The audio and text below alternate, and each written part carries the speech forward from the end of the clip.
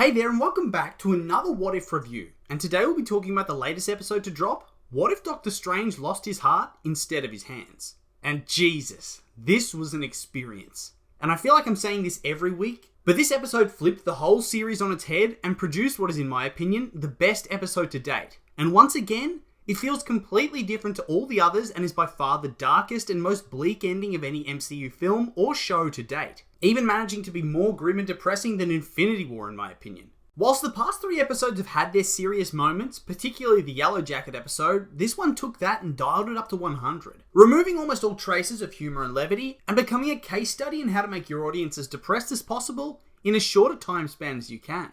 And on top of that, I really feel like this episode addressed some of the problems that the show has had previously. And it did this just by jumping right into the action. It completely glosses over the events of the Doctor Strange solo film because ultimately, they don't matter. We go straight into the plot, whereas the others are all a little bogged down with the exposition and following the events of their film a little bit more closely. And this was especially prevalent for Captain Carter and Yellow Jacket, but also happened in T'Challa's episode where so much had to be explained, like Thanos being good. Here, they just tell you what you need to know. They drop you in with Christine's death, they quickly montage their way through the film, and boom, the plot picks up. And I feel like it was the best pacing we've seen so far. So the key point of divergence that we see is that instead of driving alone to his award ceremony, he manages to convince Christine to come with him instead, and in the resulting car accident, she's killed instead of his hands getting severely maimed.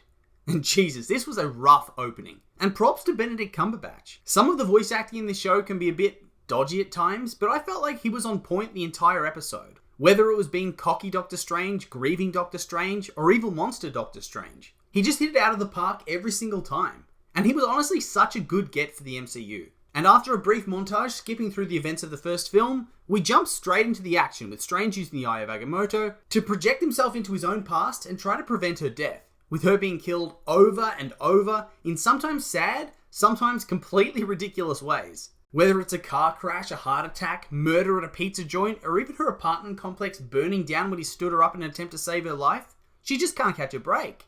This whole scene was just super dark and really helped set the tone of the episode early on. Seriously, just seeing the light leave his eyes every time he realizes that no matter what he does, or where he goes, she still dies, was pretty heartbreaking. And his guttural screams when he gives up hope after her latest death was also pretty haunting. And it's at this point that the Ancient One makes her reappearance to explain that no matter what happens, he can't erase her death because it's a fixed point in time and can't be changed. And that sounds very Doctor Who to me, and also kind of BS. Wouldn't him going back to change things simply just create a new branching reality and leave his OG timeline intact? With the effect being he now doesn't exist in his timeline because he's abandoned it? Is that not how Endgame set up time travel to work? So why can't he save her and live with her in an alternate timeline? He would still have his powers, wouldn't he? It's still his past. Or does the time stone work differently and literally sends him into the past, and thus what he does will directly affect the future of his own timeline? But then he can still use his powers, right?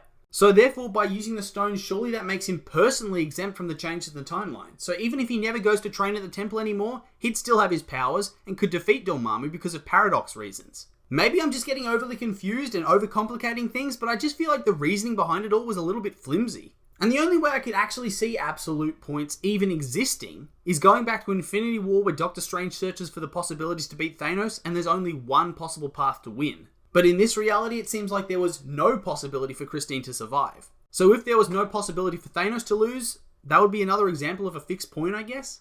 Lucky for them it wasn't, I guess. But even then, when you get the Ancient One splitting Doc into 2 people, in a way she does it so they've split after she'd already died. How could she even do that? All this time travel and multiversal shenanigans is really starting to do my head in. And I'm kind of worried for the next Doctor Strange film now. It's going to be such a mind trip. I'm going to get so confused. Anyway, in search of the knowledge to break an absolute point in time, Strange goes back in time to the lost library of Cagliostro and meets the librarian who leads him to the fabled library where he can start his research in how to allow Christine to live. He learns that in order to save her, he must absorb the powers of other beings, and thus begins his quest. And I like that he didn't go full evil right away.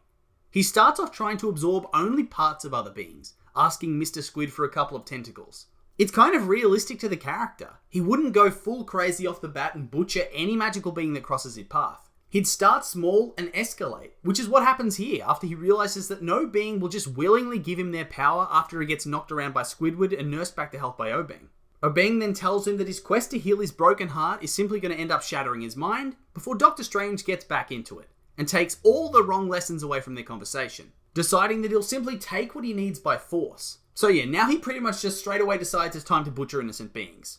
But I guess you could argue that he may have spent years worth of time trying to figure out ways to save her as he kept going back again and again and again. So his quick descent into insanity does kind of make sense when you think about it. And for such a dark scene, this is where they decide to add a little bit of comedy to the situation. And I think it does actually work well to break up the bleakness that oozes from this episode, with Strange starting off by consuming a living garden gnome before stealing the magical cape of an insect wizard and sparing his life in the process. But yeah, like I said, the humour doesn't last long, and he quickly graduates to slaughtering more and more magical beings that each have more power than the last. And this is where the episode did something very unique.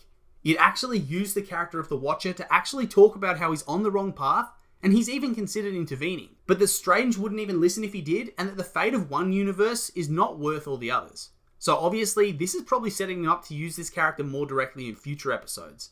Maybe they do a big team-up multiverse? I haven't looked too deeply into any spoilers for this show, so I'm definitely shooting in the dark, but I wouldn't be surprised if they bring together all these different heroes for some multiversal Avengers team to take on some big bad that's threatening multiple different universes at once, and thus requires Old Mate to intervene.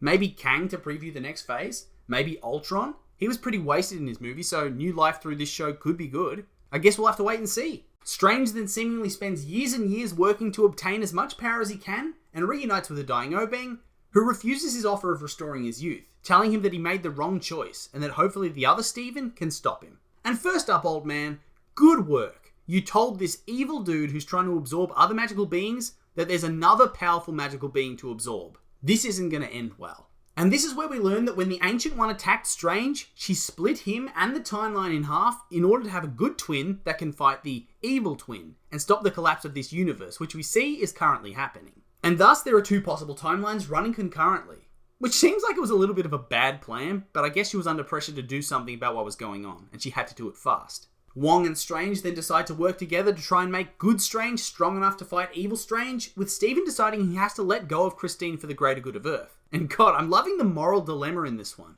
It's nuts. It's getting me really hyped for Multiverse of Madness, to be honest. And it shows off that he's not some perfect pragmatic genius wizard. He does make some mistakes, like helping Peter Parker in the upcoming Spider-Man movie erase the memory of his secret identity. Seems like that's also a bad idea. I did notice people complaining about that, and yes, I'll fess up, I also complained about that, saying that was something he wouldn't do, but I feel like this is just to show that yes, he could do that, and he will do that, and he does do that. Evil Doc then finds him and briefly tries to get him to join him to bring back Christine, but since Good Strange doesn't play those games with the fabric of reality, he decides to fight him instead, screaming about how he sacrificed everything and spent centuries working to be able to bring her back. Well, at least you can't say he isn't a loyal boyfriend. Jesus. Also, he spent centuries slaughtering innocent creatures, and an unknown amount of time spent in a time loop trying to save her. And yeah, I think I understand why he's so unhinged. It would probably make me go crazy too. The two then embark on one of the cooler fights in the show so far, eclipsing Captain Carter's classic comic book beatdown and Hulk's rampage. Everything about this sequence was just so awesome. The colours, the animation, the voice performances, the music. It really got me pumped up and excited, and also gave me just enough of a hit of hopium to think that Good Strange was going to save the day and defeat Evil Strange. But no, Good Strange is eventually flatlined and absorbed, allowing Evil Strange to bring back Christine, and man, this is where the episode took another step to being the most depressing thing I've seen in a long time.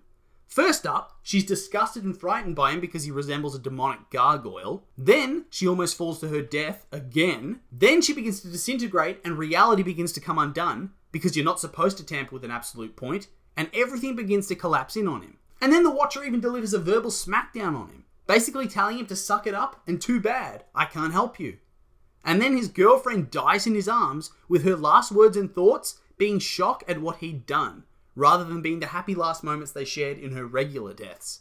And then he's trapped alone for all eternity with nobody, constantly apologising with nobody to hear him. Jesus, that ending is bleak. And considering how the tone is gradually shifting over the episodes, I have no idea if they're going to just keep getting darker and darker. Although surely it would be hard to top how depressing this was, even if multiple universes end up getting toasted.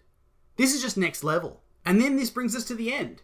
And despite it being such a depressing episode, it was by far the best one. It had great visuals, great pacing, great performances, and a great story. Just so good. But, as always, that's just my opinion, and now I'd like to hear yours. What did you think of the episode? Like it? Hate it? Make sure to leave a comment and let me know.